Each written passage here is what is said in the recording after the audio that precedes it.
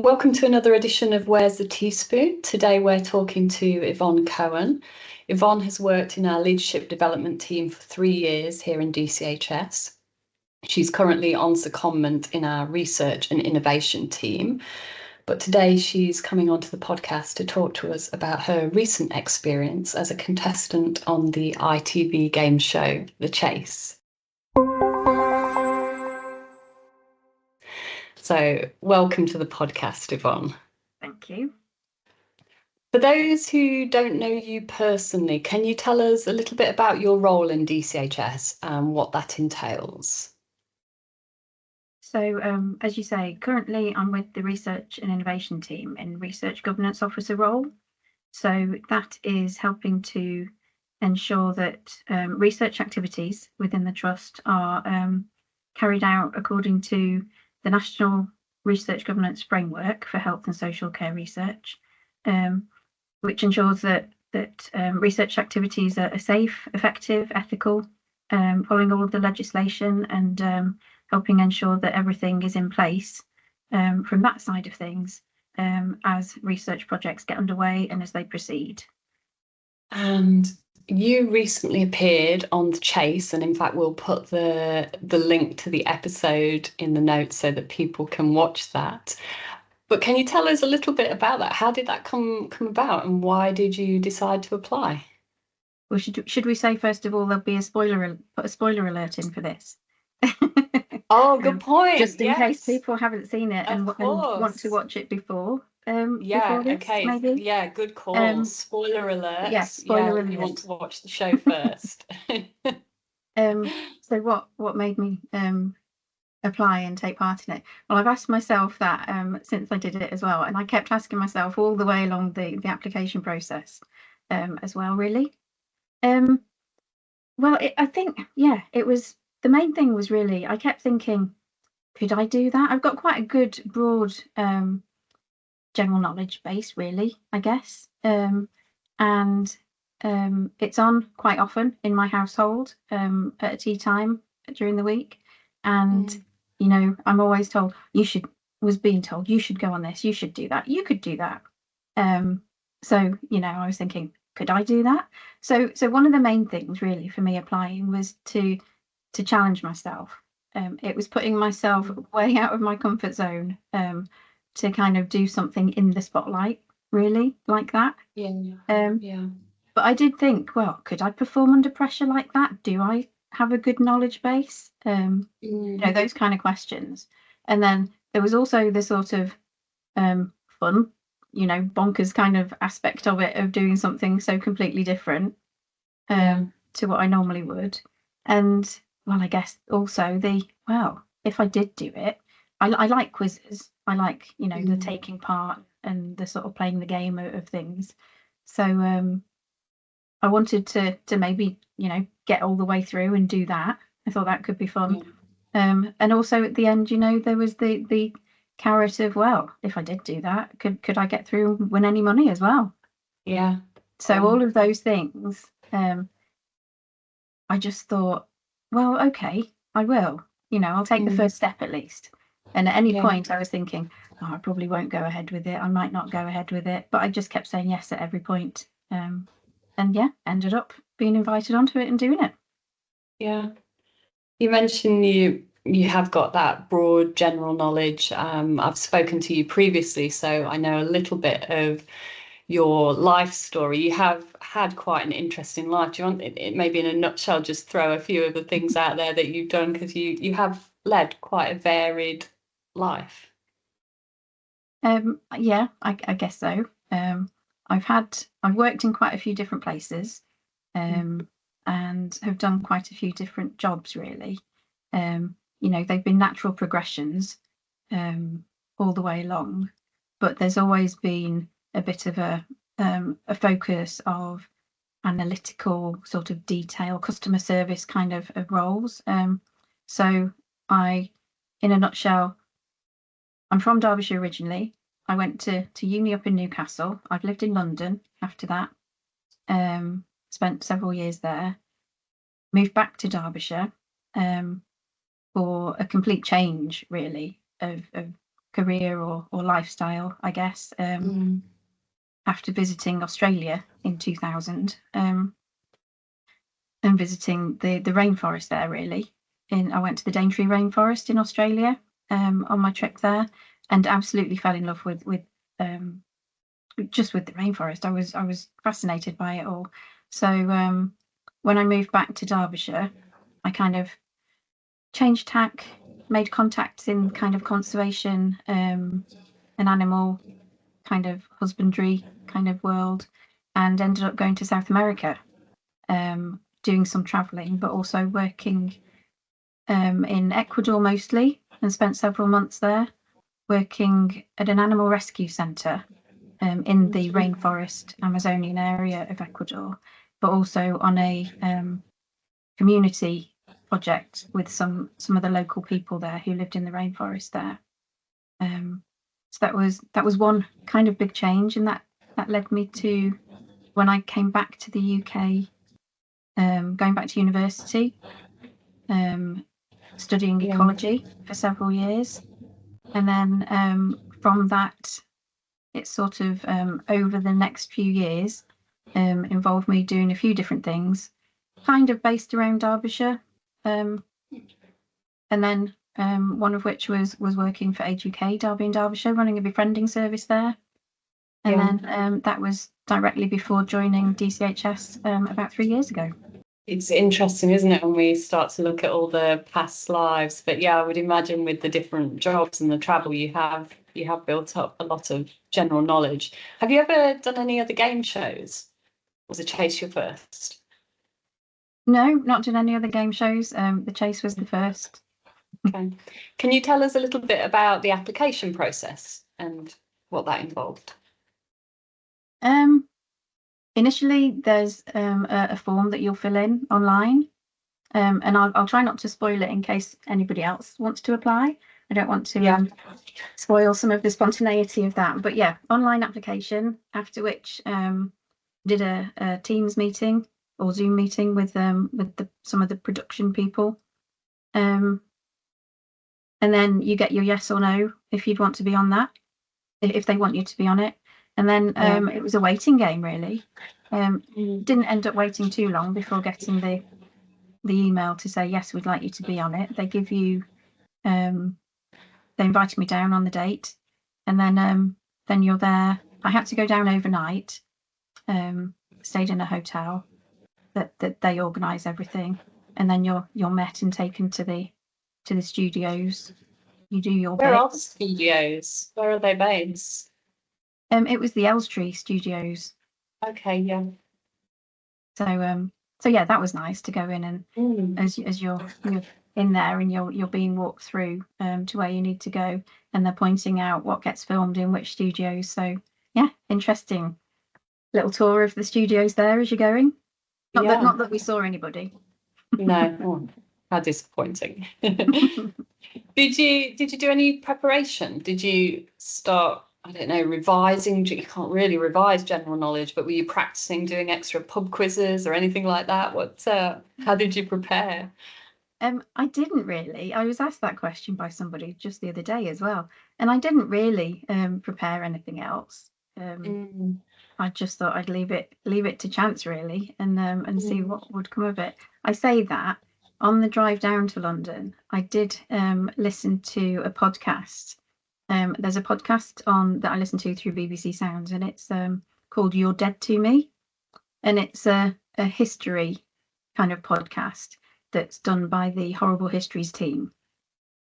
So it's a sort of light-hearted comedy look at history, but based on factual information. So I was listening to that, and it was a Shakespeare-based one, because I thought there is bound to be Shakespeare question comes up at some point, surely. So yeah, that was the amount of my preparation, really. Did you do anything to prep for nerves? Because you did mention earlier that you thought, could I do this? Could I put myself out there? And I would be terrified to go on national TV. So how did you prepare for that? I was terrified. I was so nervous. Shaky. Had the sick feeling in my stomach. Just all of that, and it was all centered around, being in the spotlight. Really, I wouldn't say that I'm naturally comfortable with attention on me. So that was one of the things that I kept questioning. Why are you doing this to yourself? But it was all part of the putting myself out of my comfort zone, really.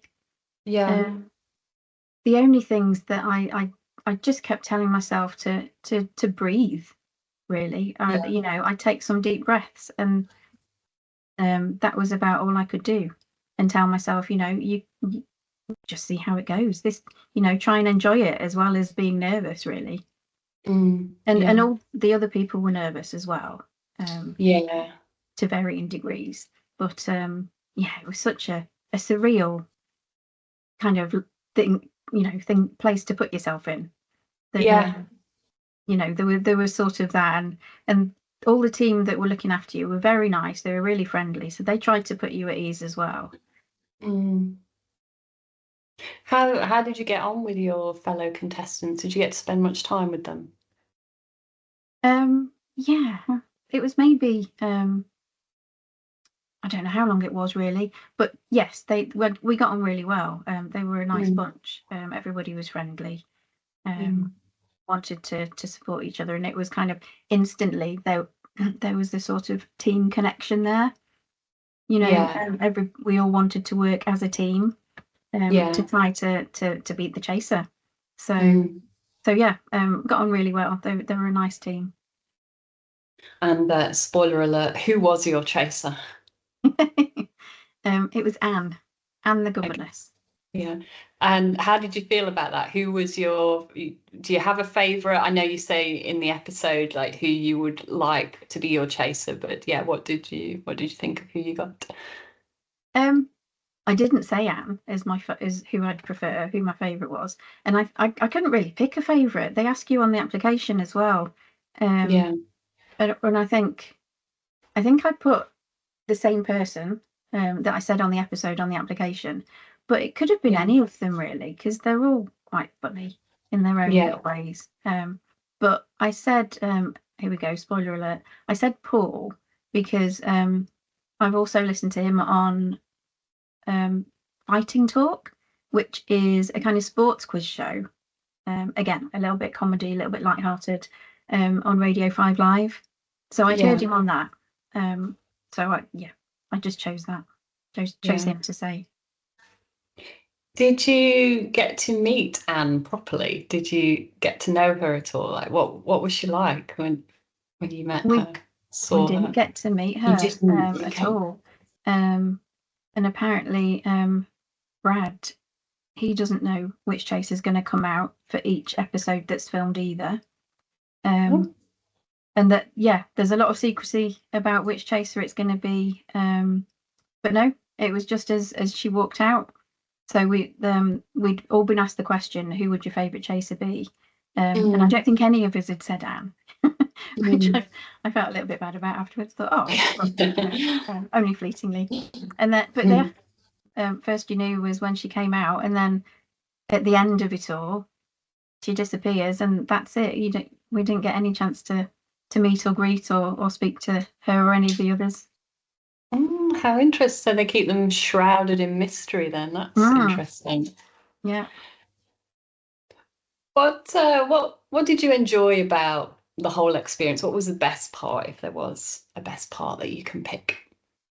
Well, I guess it must be, spoiler alert, the end result.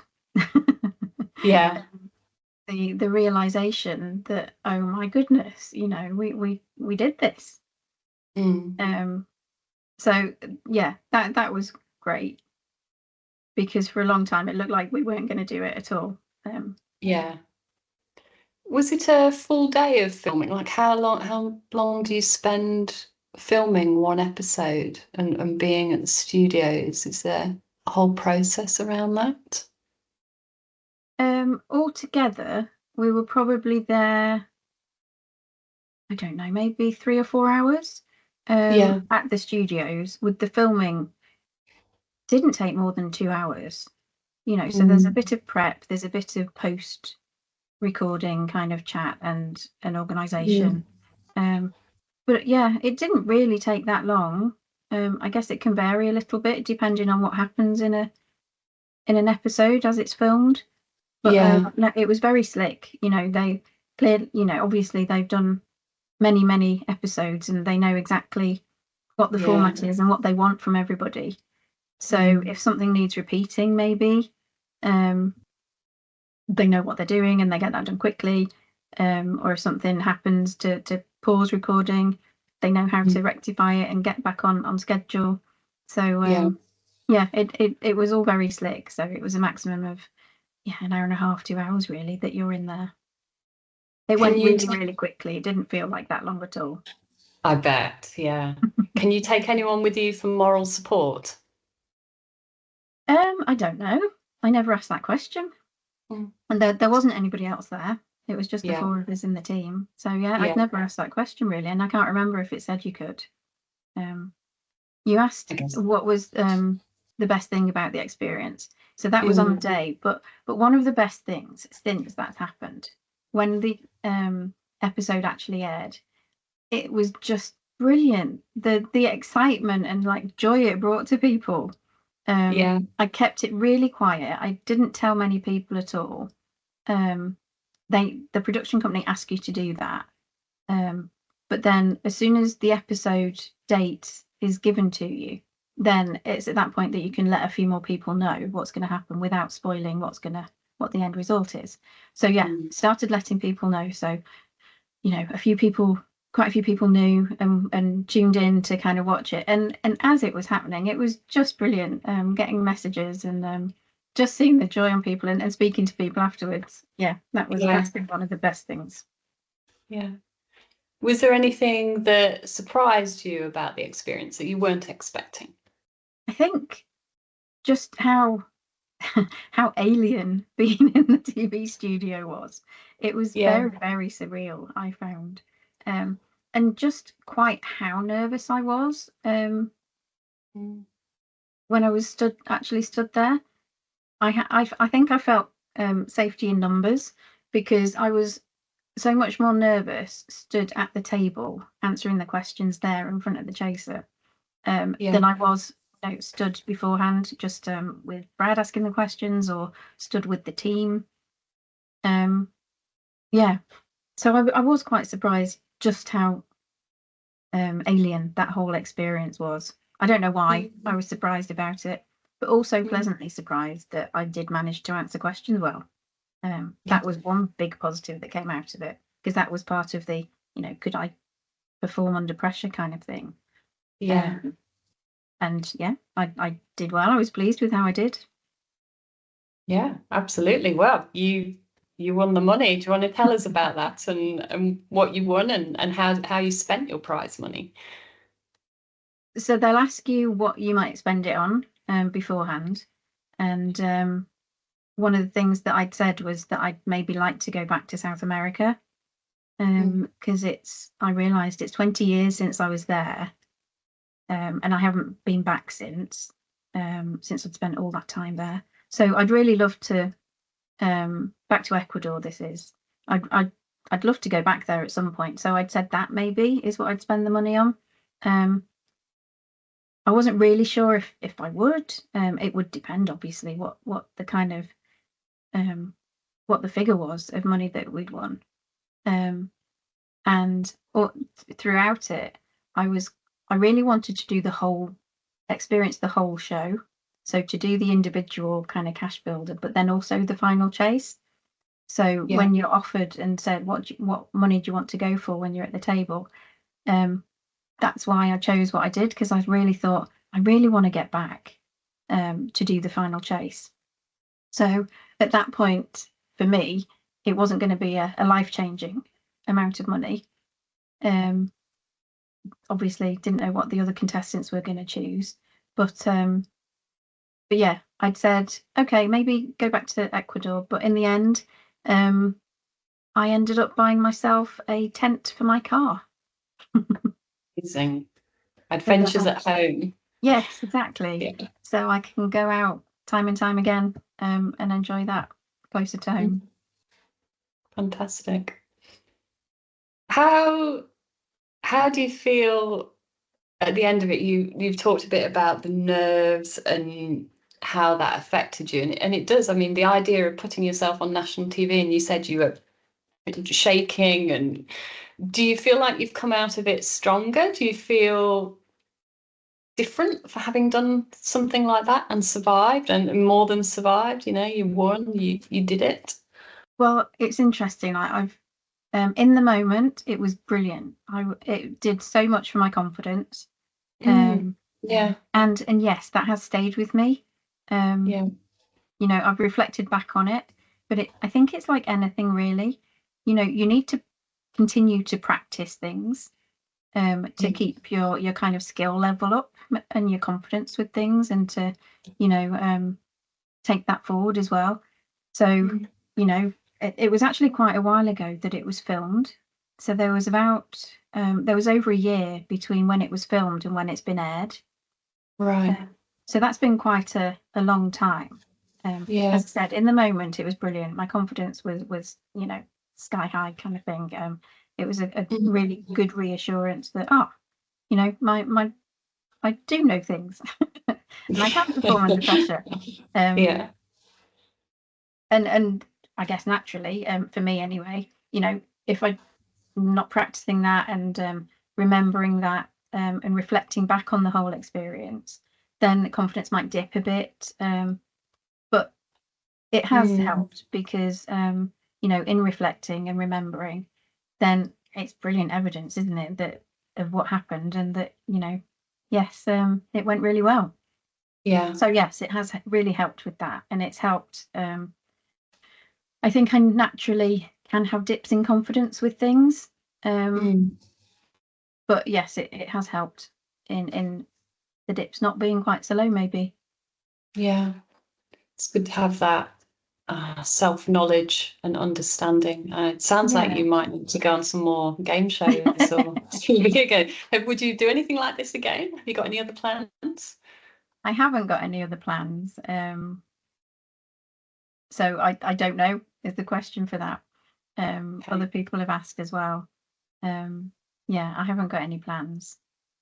But yeah, it's a good kind of base to work from, and remember that if I hadn't tried and put myself out of my comfort zone like I did, and kept saying yes to it at every stage, because there were lots of times that I could have said no, thank you.